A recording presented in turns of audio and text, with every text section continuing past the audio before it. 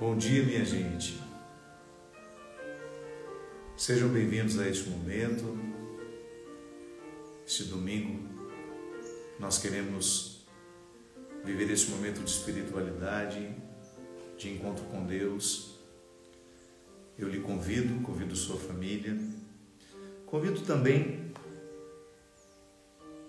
todos aqueles que de alguma forma necessitam deste momento e que talvez não queiram. É interessante como às vezes nós não queremos o que nós precisamos. Então, se você sente no seu coração que hoje você não quer, mas você precisa, lute contra aquilo que em você não é favorável a você mesmo. Sim, porque uma das características do nosso processo de autodestruição é justamente a gente não querer aquilo que a gente precisa.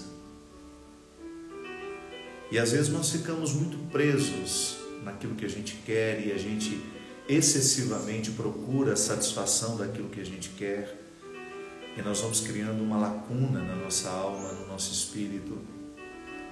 E a vida espiritual é justamente o preenchimento das ausências, aquilo que está ausente em nós. Sem medo de errar nestes tempos em que nós estamos tão sofridos, tão inseguros, sem medo de errar, boa parte das pessoas hoje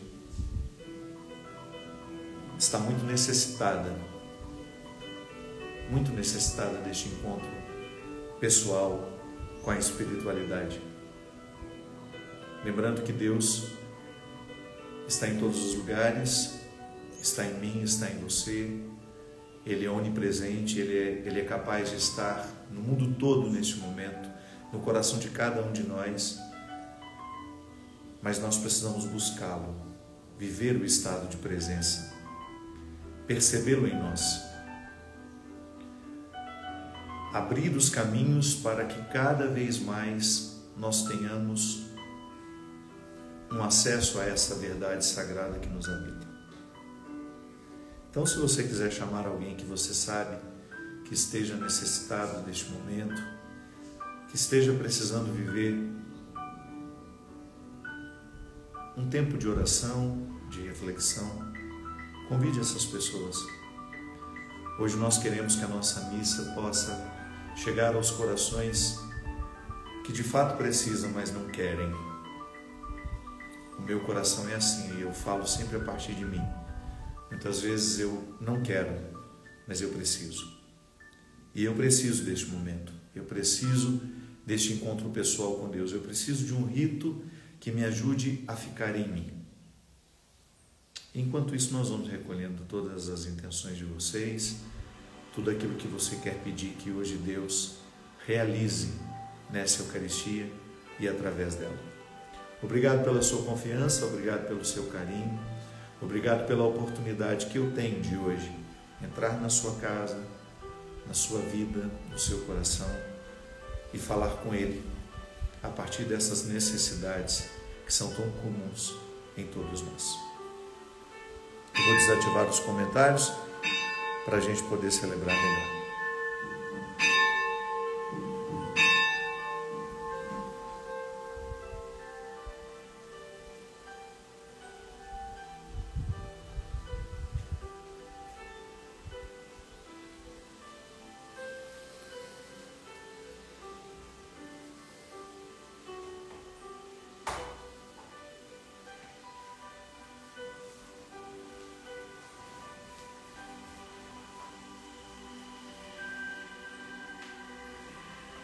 Em nome do Pai, do Filho e do Espírito Santo. Amém. Que a graça e o amor de Deus, a ternura de seu Filho Jesus e a santidade do Espírito Santo esteja com todos vocês. Bendito seja Deus que nos reuniu no amor de Cristo. Todos nós necessitamos diariamente de viver a experiência do perdão. Nós precisamos perdoar os outros, nós precisamos ser perdoados. Às vezes nós precisamos perdoar a vida. O rancor é toda e qualquer oportunidade de registro interior na nossa mente, no nosso coração, de uma inimizade que ficou entre nós e o que aconteceu. Você sabe o quanto uma inimizade nos faz mal. Você ser inimigo de alguém cerceia a sua liberdade. É como se você levasse uma energia ruim dentro de você. É como se você levasse um sofrimento que já deveria ter sido curado. A inimizade é um sofrimento que se estende. Por isso que a vida humana, a saúde espiritual, e por que não dizer a saúde da mente, que é onde nós temos toda a compreensão de quem somos, depende da dinâmica do perdão. Eu preciso perdoar diariamente. Preciso perdoar aqueles que convivem comigo. Preciso pedir perdão a eles. Preciso me perdoar. Sim, quantas vezes você, eu, precisamos olhar para aquilo que vivemos e reinterpretar? Quantas vezes nós nos amarguramos pelo que fizemos de errado, pelas escolhas infelizes que fizemos, por não termos tido coragem, disposição de entregar a nossa melhor parte naquele momento da vida. Sim, quando a gente não dá o que há de melhor em nós, geralmente nós machucamos quem está ao nosso lado, nós machucamos as pessoas que estão ao nosso redor, a nossa ambiência afetiva. E toda vez que a gente machuca alguém, de alguma forma a gente se machuca também. E tudo isso é vida espiritual. É por isso que até os ateus que não acreditam mesmo em Deus precisam viver a dinâmica do perdão. O perdão é naturalmente religioso, mas ele não é propriedade da religião. É uma questão humana. E nós humanos precisamos diariamente viver as experiências do perdão. Como dizíamos no início, nós precisamos, mas nem sempre queremos. Às vezes você sabe que precisa perdoar, porque aquilo está fazendo mal a você. Às vezes você sabe que precisa pedir perdão, porque aquilo está fazendo mal a você. E você não faz, porque não quer. Porque perdoar, pedir perdão, requer você colocar os orgulhos no bolso, as prepotências, requer você abrir mão da imagem, da postura. É porque de alguma forma o perdão nos coloca num lugar que parece humilhação. Quando você vai conceder, não. Mas quando você precisa pedir, como é aparentemente humilhante. E não. Essa é uma leitura muito equivocada que nós fazemos do perdão. Pedir perdão requer uma nobreza de alma muito grande. Mas é claro, a primeira leitura que nós fazemos coloca-nos numa indisposição. Eu não quero pedir perdão porque isso de alguma forma vai assumir um pouco a minha responsabilidade, eu não quero ser responsável por aquilo. Ter que pedir perdão requer você de alguma forma reconhecer um erro. E não sei porquê, em algum momento da nossa vida a gente começa a ter vergonha dos erros, de assumir erros, quando deveria ser o contrário.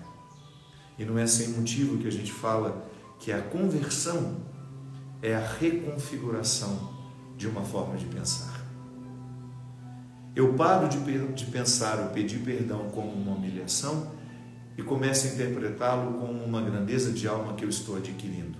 Não para me tornar vaidoso, para falar, olha como eu sou capaz de ser humilde. Não, não é isso.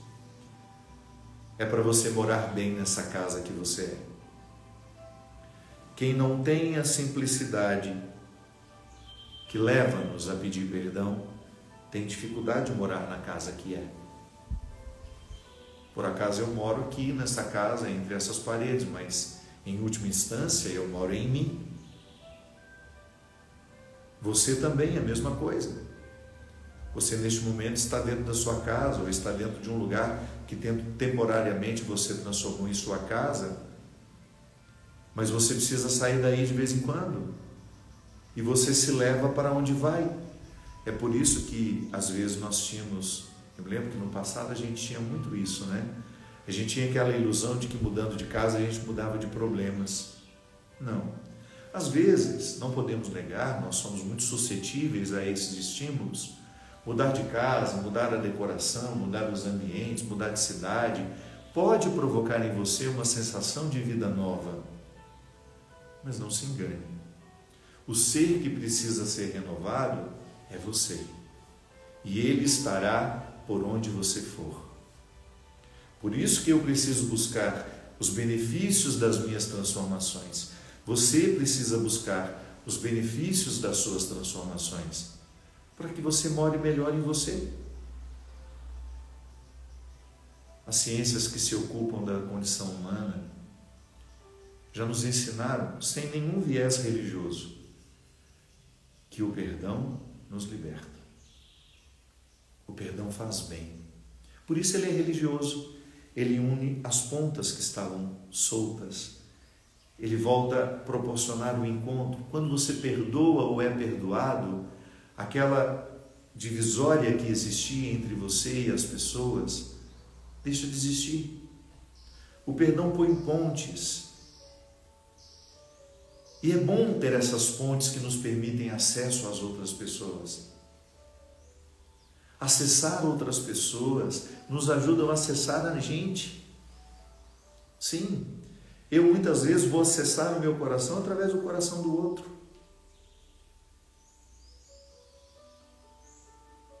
E é por isso que na Eucaristia nós começamos pedindo perdão, para que a gente tenha condições de acessar este Deus que está celebrando para nós. Eu sou apenas um mero instrumento da celebração. Eu estou aqui presidindo essa missa, você aí da sua casa. Eu sou um mero instrumental. Me ordenei para isso. Optei por viver isso.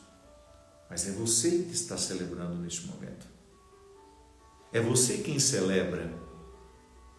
Porque é o Deus que está em você que está promovendo a celebração. Então nós nos encontramos aqui. Eu no ofício do meu ministério sacerdotal, presidindo a celebração, mas você celebrando comigo.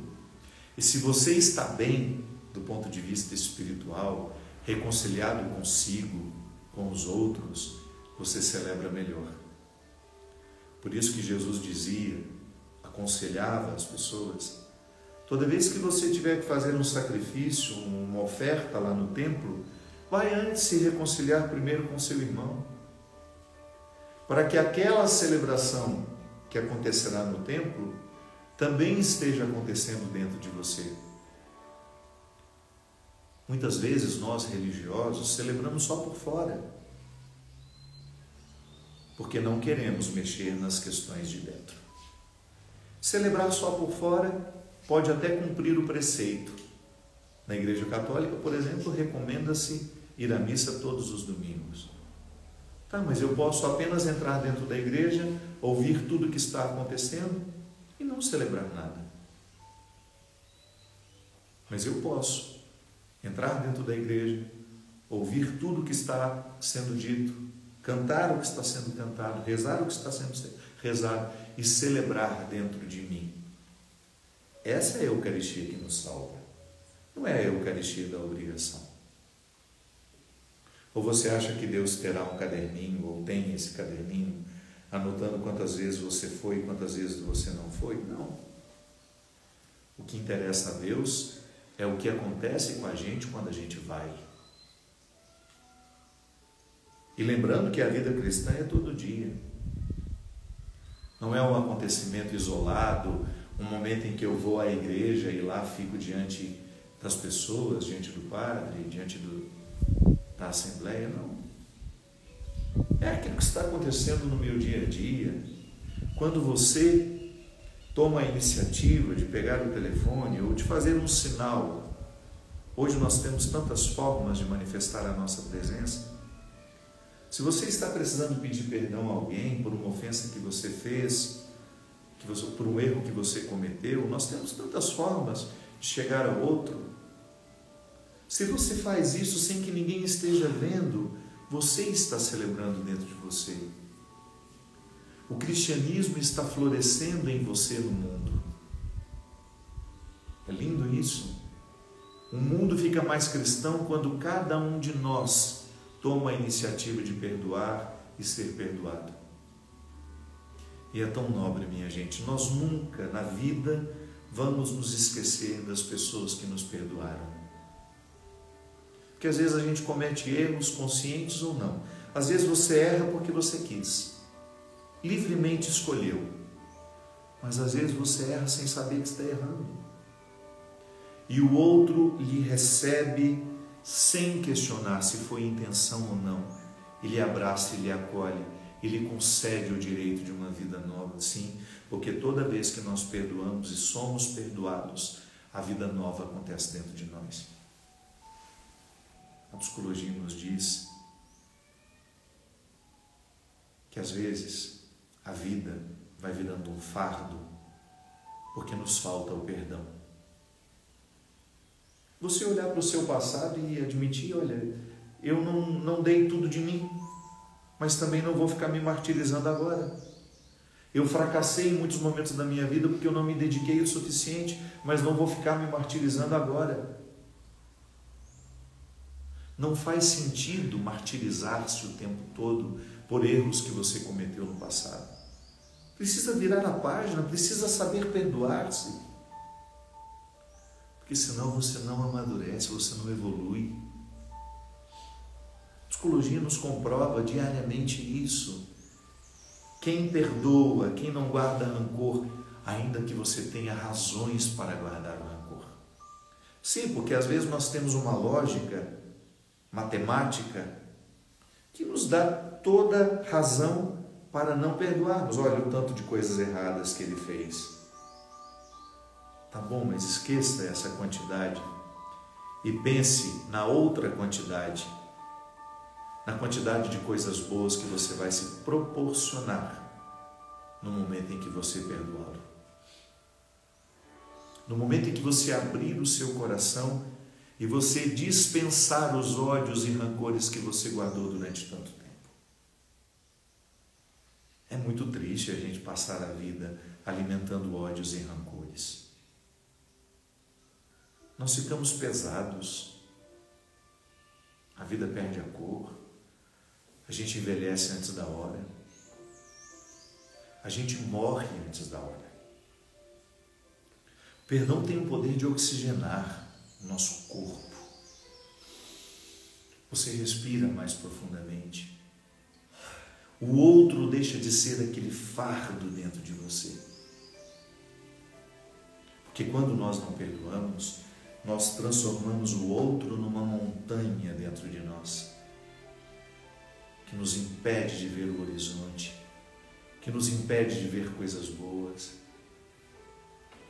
Quando o ódio está mandando em nós, quando o ódio está no comando da nossa vida, nós vivemos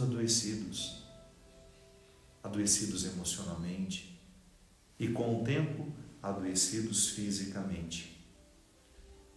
Também as ciências do comportamento nos dizem, nos sugerem que o corpo sofre as consequências das escolhas das emoções. As emoções são derramadas sobre a carne. É na carne que nós vivemos as emoções. Então, quando as emoções não estão purificadas, quando as emoções não são saudáveis, o corpo naturalmente adoece. Eu tenho me perguntado muito, sabe? Como escolho gastar o meu tempo? Cultivando bons sentimentos ou cultivando sentimentos que me adoecem? Pense isso também. Tenha a coragem de abrir, de destrancar os seus segredos. Tenha coragem de revelar a você mesma, a você mesmo, se os sentimentos que você está cultivando são favoráveis à sua saúde ou não. E tenha pressa de agir. Como nós já dizíamos, nem sempre nós queremos o que precisamos. Mas quando você toma consciência de que o que você precisa, mesmo que você não queira, é o melhor para você, você se prepara, você se fortalece e você vai viver o que precisa ser vivido. Isso é uma questão de inteligência.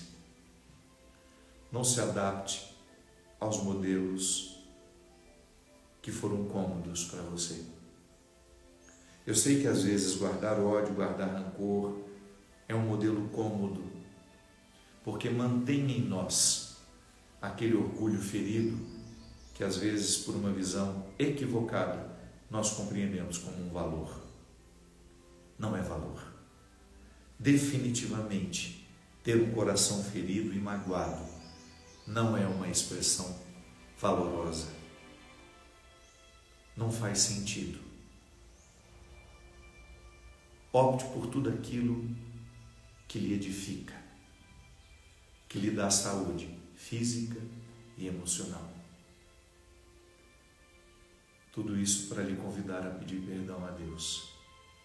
Porque quando você pede perdão a Deus, todas as dinâmicas do perdão, todas as instâncias do perdão estão condensadas. Raciocine comigo. Se Deus está em mim, se Deus está em você, se nós temos essa compreensão de que Deus escolheu habitar a humanidade, toda vez que eu peço perdão a você, eu estou pedindo perdão ao Deus que lhe habita. Não é que eles sejam vários, viu? É um só, mas ele é tão grande que cabe em todos. A dimensão divina da sua história, da sua sacralidade, ou melhor, a sua sacralidade. Quando eu peço perdão a você, eu estou pedindo perdão a Deus por ter ofendido a presença dele em você. Ou você acha que quando você me ofende, você ofende só o Padre Fábio? Não.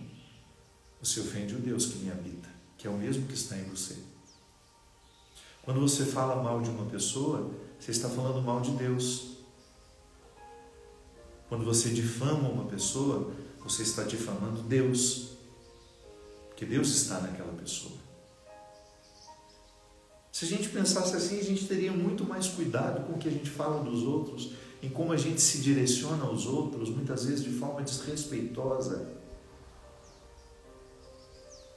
movido pelas nossas volúpias, por aquilo que em nós é baixo. Aquilo que em nós é rasteiro, não é elevado, não é espiritual. Pense nisso. Toda vez que você direciona-se ao outro, você está direcionando ao Deus que nele está, que é o mesmo que está em você. Então eu peço perdão ao outro, eu estou pedindo perdão a Deus, que está no outro.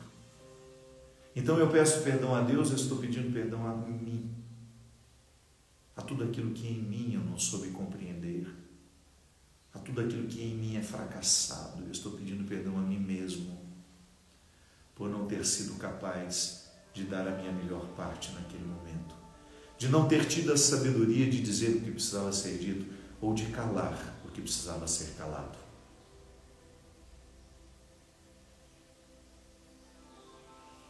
Pedir perdão a Deus neste momento da liturgia é você ter a oportunidade de reconciliar-se consigo e com os outros. E estando reconciliado consigo e com os outros, você está plenamente reconciliado com o Senhor. É o Evangelho de hoje. O amor a Deus, que não se expressa no amor ao ser humano, é manco. Não nos leva a muitos lugares. Da mesma forma que o amor ao ser humano, sem consciência do amor a Deus, também é frágil. também não nos leva a muitos lugares. É a junção, amor a Deus e amor à humanidade, que nos torna essencialmente religiosos. Por isso, recolha no seu coração aquilo que precisa ser perdoado. Recolha no seu coração agora aquilo que você ofendeu nos outros. O Deus que você ofendeu nos outros. O Deus que você banalizou nos outros. Quando movido pela sua volúpia, pelos seus sentimentos mesquinhos, você falou mal, você expôs, você caluniou, fez passar por ridículo, você enganou, você foi injusto, você traiu. Recolha neste momento tudo aquilo que em você é ofensivo aos outros e a você, e por isso é ofensivo a Deus. E peçamos perdão a Deus, liturgicamente, neste momento.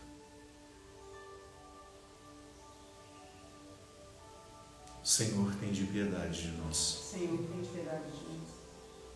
Cristo, tem de piedade de nós. Cristo, tem de piedade de nós. Senhor, tem de piedade de nós. Senhor, tem de piedade de nós. Deus Todo-Poderoso, tenha compaixão de nós, perdoe os nossos pecados e nos conduz à vida eterna. Amém. Glória, glória, aleluia. Glória, glória, aleluia. Glória, glória, aleluia. Louvemos ao Senhor. Quero recolher todos os motivos do seu coração pelos quais você quer agradecer a Deus nesse dia. Quero colocar neste altar e neste louvor, neste glória a Deus que nós fazemos neste momento, a sua família, a sua vida, todos os avanços que você já conseguiu viver, todos os benefícios que a sua espiritualidade já lhe trouxe.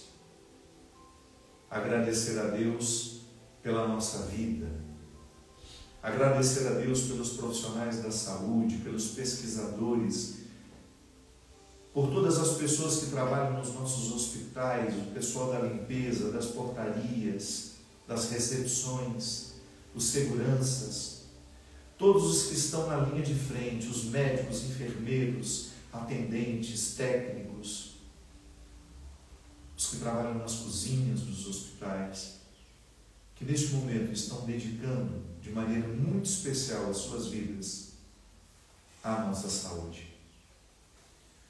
Glória, glória, aleluia. Glória, glória, aleluia. Glória, glória, aleluia. Louvemos ao Senhor. Oremos.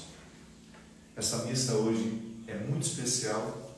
Nós estamos celebrando a intenção da Teca, nossa querida Tequinha, que fez aniversário essa semana. Rezamos também pelo aniversário de Francisco Dias, que faz 80 anos hoje. Francisco é tio do Mateus, um grande amigo meu. E também por Maria dos Santos Takshima e pela saúde de Sara Gabriela. Deus eterno e todo-poderoso, aumentai em nós a fé, a esperança e a caridade, e dai-nos amar o que ordenais, para conseguirmos o que prometeis. Por nosso Senhor Jesus Cristo, vosso Filho, na unidade do Espírito Santo. Amém.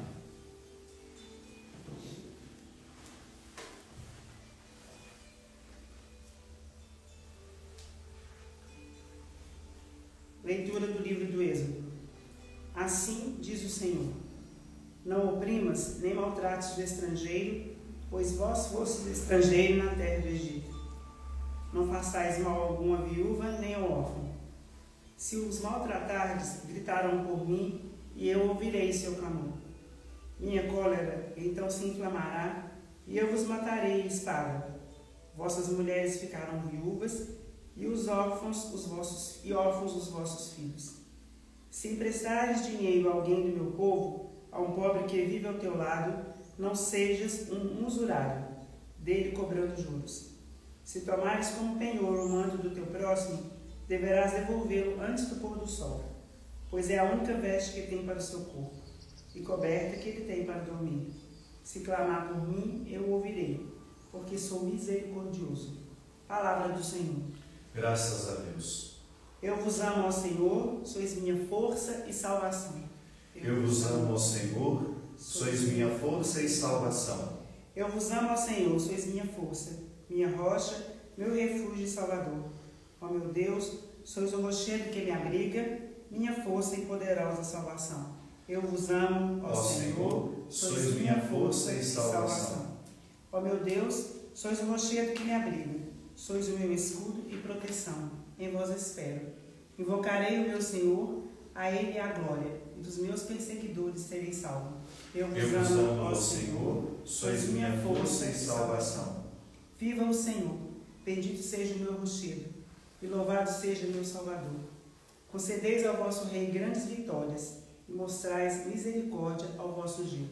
Eu vos amo, ó Senhor, sois minha força e salvação. Leitura da primeira carta de São Paulo aos Tessalonicenses. Irmãos, sabeis que de maneira procedemos entre vós para o vosso bem. E vós vos tornastes imitadores nossos e do Senhor, acolhendo a palavra com alegria do Espírito Santo, apesar de tantas tribulações. Assim vos tornastes modelo para todos os fiéis da Macedônia e da Acaia. Com efeito, a partir de vós, a palavra do Senhor não se divulgou apenas na Macedônia e na Acaia, mas a vossa fé em Deus propagou-se por toda parte. Assim, nós já nem precisamos de falar, pois as pessoas mesmas contam como vós nos acolhestes e como vós vos convertestes, abandonando os falsos deuses, para servir ao Deus vivo e verdadeiro, esperando dos céus o seu Filho, a quem ele ressuscitou dentre os mortos. Jesus que nos livra do castigo que está por vir.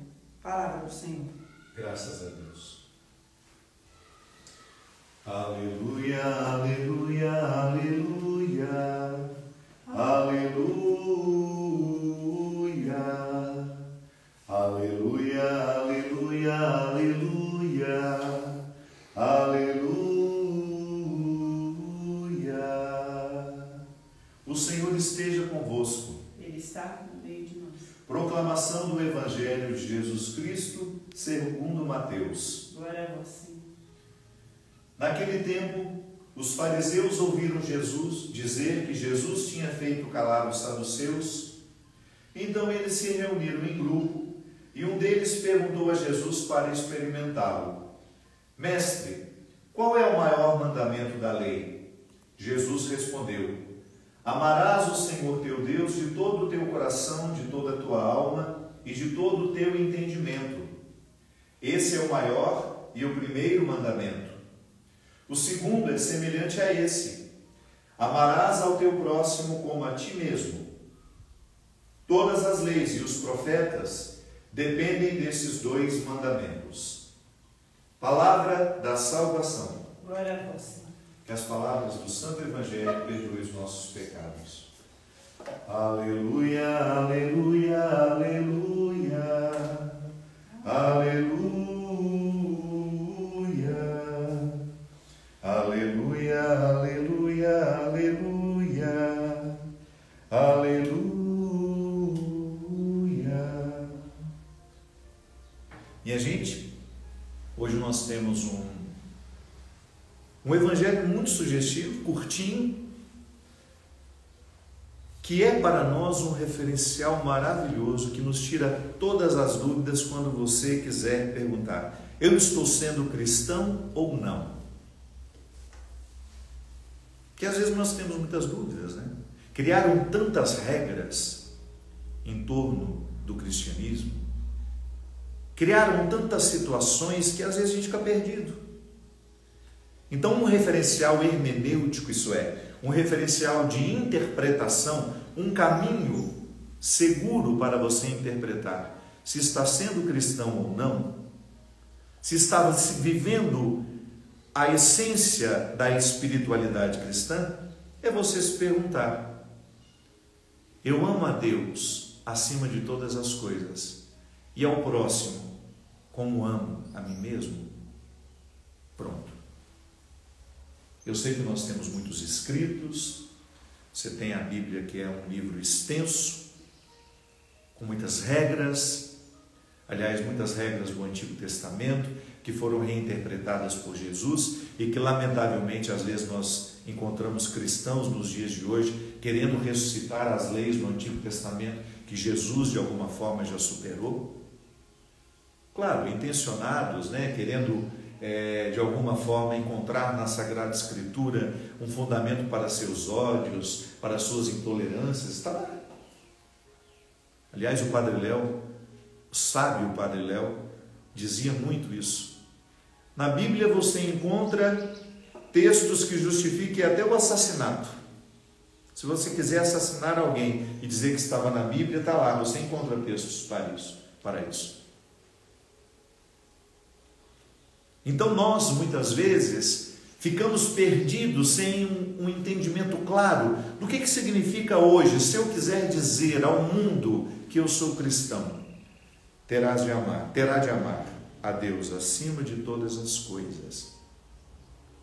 Nossa, que coisas são essas? Tudo, não tem exceção. A sua casa, o seu dinheiro, a sua família. Isso é responsável, depois eu vou dizer por que é responsável. Que eu sei que muita gente, irresponsavelmente, em nome de uma missão, largou a família para segundo plano e foi viver as coisas da igreja. Isso acontece muito. É numa outra dimensão. Não é largar a responsabilidade de cuidar da família e ficar mais lá enfiado dentro da igreja do que cuidando das coisas de casa. Não é isso. É aqui dentro que a coisa acontece. Amar a Deus acima do emprego que a gente tem, do sucesso que a gente faz, da carreira que a gente construiu. Mas isso parece muito teórico e difícil, não é não? Você tem como valorizar a sua carreira, por exemplo, o sucesso que você faz, colocando Deus acima de tudo isso. É só compreender que tudo isso que você alcançou não foi por méritos somente seus. Quem lhe deu essa capacidade? Você desenvolveu as capacidades, mas quem lhe deu na origem? Recebeu dos seus pais. Quem deu a seus pais? E aí você chega numa eterna busca neste Deus que nos sustenta em tudo. Sim, amar a Deus sobre todas as coisas significa você firmar dentro de você a consciência de que tudo que você faz de maravilhoso, de impecável, do ponto de vista humano, aquele momento em que a sua humanidade esteve absolutamente livre de tudo que é mesquinho em você, isso é dom de Deus. Isso é Deus plenamente manifestado em nós. Então a pessoa que canta maravilhosamente bem, ela canta sabendo que aquele canto, que aquela capacidade de cantar, muito embora tenha sido desenvolvido por meio de aulas e esforços, é um dom divino que ela carrega. Isso nos coloca numa humildade, numa simplicidade, inclusive na lida com as pessoas.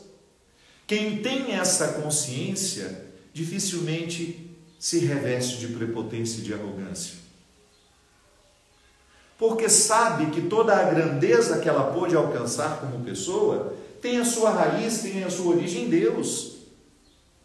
É Deus quem me sustenta, é Deus quem me dá os dons.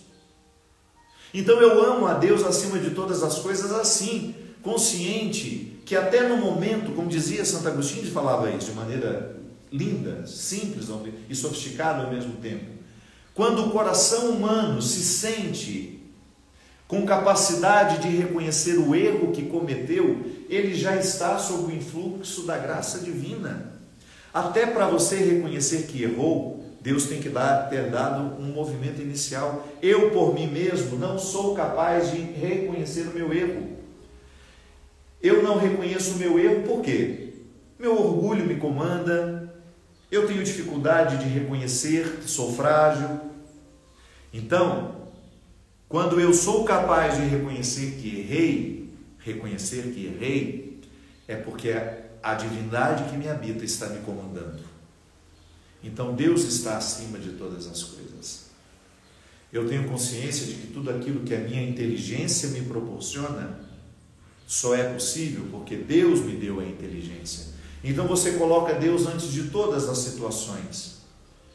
Não é que você seja uma marionete que Ele comanda, não, você tem livre-arbítrio. Você tem inclusive livre-arbítrio para decidir se vai desenvolver suas capacidades ou não. Essa semana eu pensei muito sobre isso. Inclusive fiz um post aqui no Instagram.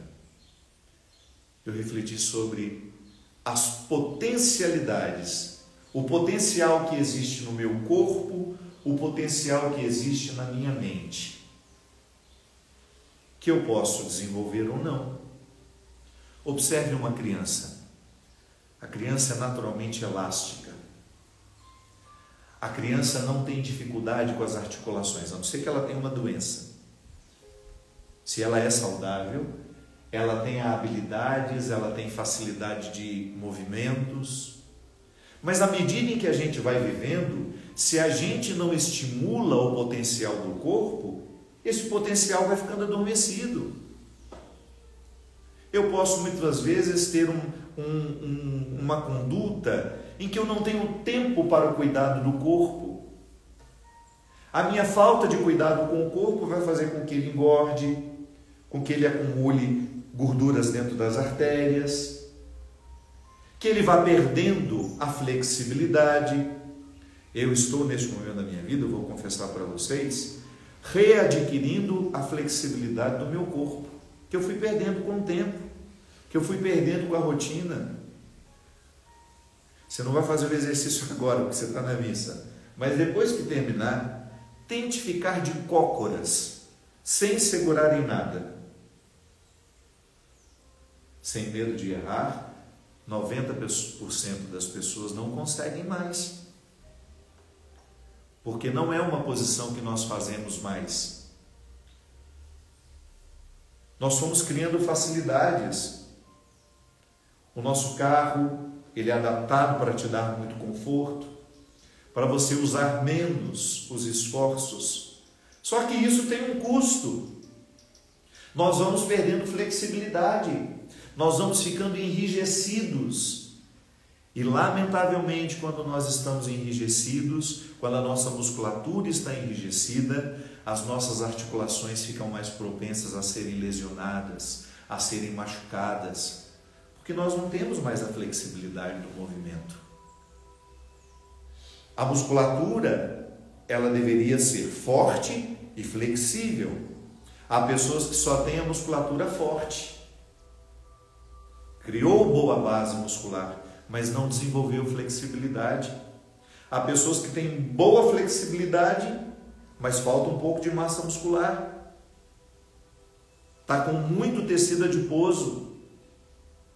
Eu não estou falando de estética, viu, gente? Não, você tem o direito de ser como você quiser e ficar confortável em você do jeito que você bem entender. Mas coloque um pouco de flexibilidade no seu corpo e você vai ver como ele agradece com menos dores. O descanso fica mais fácil, o trabalho fica mais fácil. A maioria de nós tem dor na lombar, não pode agachar que já volta todo torto, todo... Tenta pegar uma coisa no chão, ai, travei! Não levanta nunca mais. Porque o potencial do corpo, ele existe, mas está escondido lá, mas muito escondido dentro de nós. Por isso que é bom você ter uma atividade física que exercite, que estimule força muscular e flexibilidade. A mente, a mesma coisa. Eu posso ter uma mente tranquila, serena, o potencial dela é este. Você não nasceu angustiado. Você não nasceu conflituado do ponto de vista mental. Se todas as suas necessidades foram satisfeitas na hora certa, você ficava lá no bercinho, respirando corretamente. Chega um momento que a nossa ansiedade é tão grande que modifica até a nossa respiração. É impressionante como até o nosso corpo sofre as consequências de uma mente desordenada. Quanto mais em cima você respira, maior é a sua ansiedade. A respiração profunda, aquela que pega desde a base do seu abdômen, que vai subindo até a sua cabeça. Essa é a respiração que tem um poder enorme de oxigenar tudo, inclusive os seus pensamentos. O potencial da mente está ali dentro, mas está adormecido. Preciso lidar com tudo isso. Preciso acordar tudo isso. Então a qualidade da vida, quando eu digo que eu amo Deus acima de todas as coisas, eu estou reconhecendo isso. Há em mim uma inteligência, o meu corpo tem uma inteligência, a minha mente tem uma forma de comando que eu preciso aprender. Eu não posso ser refém da minha mente, eu não posso ser refém do meu corpo. Essa parte de mim que está falando aqui, inclusive agora, com essa consciência de que eu sou corpo e mente, é essa parte aqui que tem esse comando, inclusive com uma capacidade de refletir sobre tudo isso, é que deve estar no comando. Mas eu tenho consciência de que não sou eu que me dei tudo isso, eu recebi de Deus. Então, toda vez que eu tenho um equilíbrio com o meu corpo, um equilíbrio com a minha mente, eu estou reconhecendo publicamente que eu estou potencializando aquilo que Deus me deu. Então eu lido melhor comigo. Você, quando aprender, desculpe-me se você já sabe, mas eu sei que todos nós precisamos aprender diariamente isso. Quando a gente começa a aprender a lidar com o corpo, a lidar com a mente, a nossa vida espiritual fica mais qualificada. E eu lamento que dentro do contexto católico nós tenhamos falado tão pouco dessas coisas. Eu me lembro que num determinado momento a espiritualidade católica ficou tão empobrecida, e eu vivi isso, que era absolutamente proibido em falar de técnicas de yoga, por exemplo, como se isso fosse um pecado, como se isso fosse uma ciência misteriosa. Para com isso. Vamos aprender com os nossos irmãos orientais, que sempre tiveram uma capacidade enorme, uma espiritualidade que influía na saúde do corpo. Não existe misticismo nisso.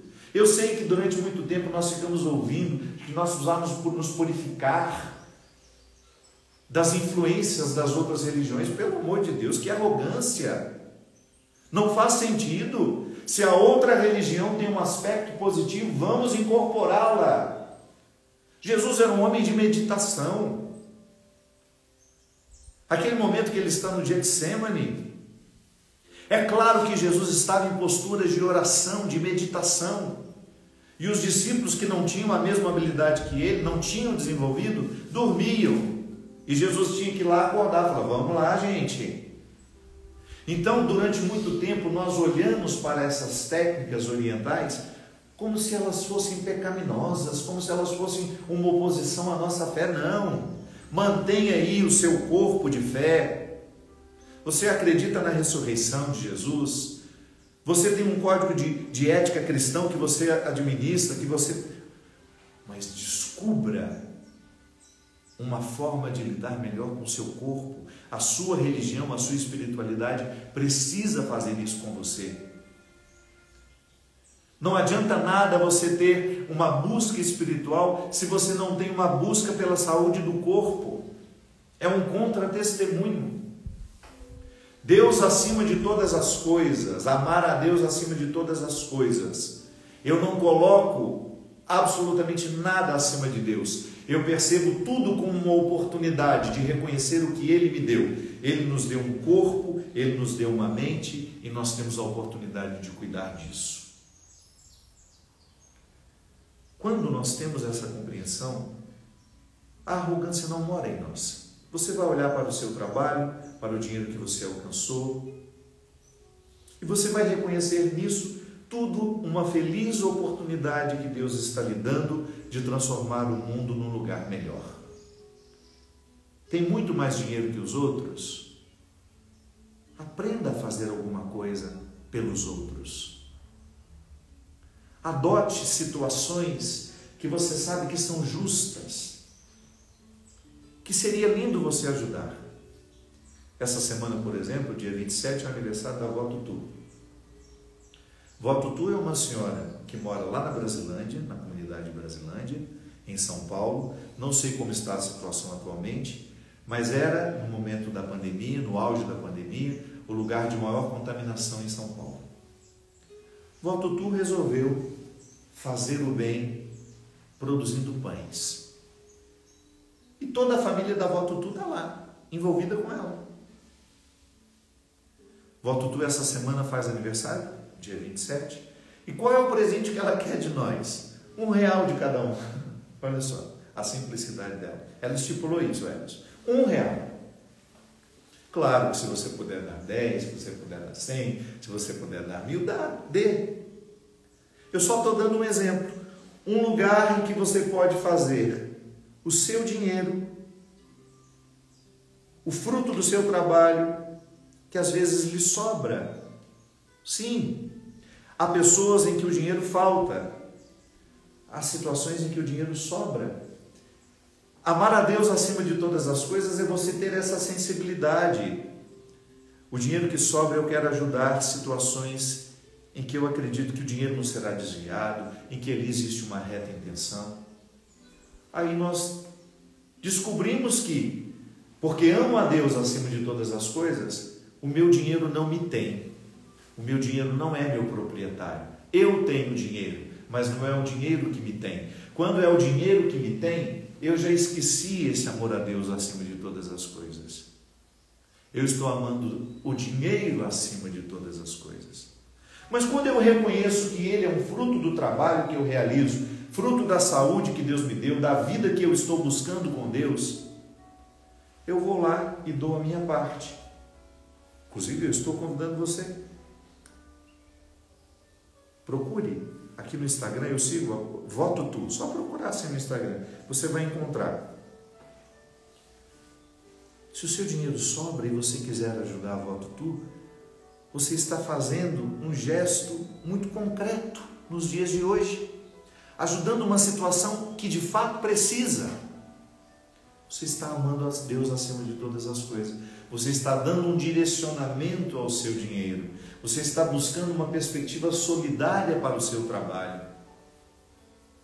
Isso é tão lindo, minha gente. É muito triste quando nós encontramos pessoas que são reféns do dinheiro. Não conseguem enxergar mais nada na vida, só dinheiro, só dinheiro. E às vezes passam uma vida inteira trabalhando só para ter o prazer de ver alcançar números maiores. Nem tem satisfação com aquele dinheiro. A satisfação não é para fazer uma viagem, não é para fazer uma festa, não é para receber bem os amigos, não. A satisfação é para ver o número crescer. E vive como um pobre. Eu conheço muita gente. Nos nossos interiores, então, é muito comum isso. Aquela família que vive assim, com uma certa simplicidade, que é praticamente dona da cidade, de todos os imóveis, nunca fizeram uma viagem e sempre tiveram vontade, porque gostam de guardar. Tem gente que gosta de guardar dinheiro, tem gente que tem fetiche. Se pudesse, nem deixaria no banco, gostaria de lustrar as notinhas todos os dias. Tem uns que guardam na cueca. Gostam de ver o dinheiro, gostam de ter uma relação com o dinheiro assim. Outros não. A gente trabalha e o dinheiro que chega a gente vai gastando, a gente vai vivendo. Para isso que ele serve, para poder provocar alegrias, para poder fazer a vida ser mais qualificada, para a gente poder amar concretamente as pessoas. Sim, é lindo quando você pode amar concretamente uma pessoa, quando você generosamente escolhe: eu vou dar uma casa para você, eu vou lhe tirar do aluguel, meu filho. Você como pai sabe disso. Ou quando você pode materialmente presentear o outro com aquilo que você sabe que ele está precisando. Isso é amar a Deus acima de todas as coisas. Não é o dinheiro que manda em mim, sou eu que mando nele. Amar a Deus acima de todas as coisas é a primeira regra, mas depois vem uma outra, com o mesmo nível de importância, porque eu costumo pensar essas duas premissas no modelo circular. Amo Deus acima de todas as coisas e ao próximo como a mim mesmo. E assim, quando Jesus fala que nós devemos amar os próximos, primeiramente não significa próximo aquele que está geograficamente próximo a mim, não. Próximo é todo aquele que tem a proximidade da condição, todo aquele que sofre como eu sofro, que se alegra como eu me alegro, e que às vezes tem uma história muito diferente da minha, que fez com que ele ficasse muito melhor que eu, ou fez com que ele ficasse muito pior do ponto de vista emocional, dos traumas. Sim, tem gente que está, do ponto de vista emocional, num caos. Foi muito maltratado pela vida, foi muito mal amado, então se desenvolveu de maneira muito desastrosa. E às vezes comete mais crimes do que nós, erra muito mais do que nós, mas é próximo. Desperta para você ver o que você tem de pior para dentro, o monstro que você se transforma. Dê vazão às suas misérias para você ver onde você vai parar. Debaixo dessa pele que nos veste, todos nós somos um pouco monstros, capazes de atrocidades, capazes de crueldades. Basta que a gente estimule. Então não tem que ter essa história, eu sou melhor que você. Não, você pode estar numa condição mais favorável, mas lhe coloque numa situação desfavorável para você ver. Você se transformar. Põe a gente dentro de um galpão e deixa a gente com fome e jogue o primeiro alimento lá dentro para ver como nós vamos nos comportar. Tudo depende de como somos estimulados. Então, quando Jesus fala amar a Deus acima de todas as coisas, já fiz a reflexão, e ao próximo como a ti mesmo, Ele está nos convidando a amar a todos, independente de quem seja.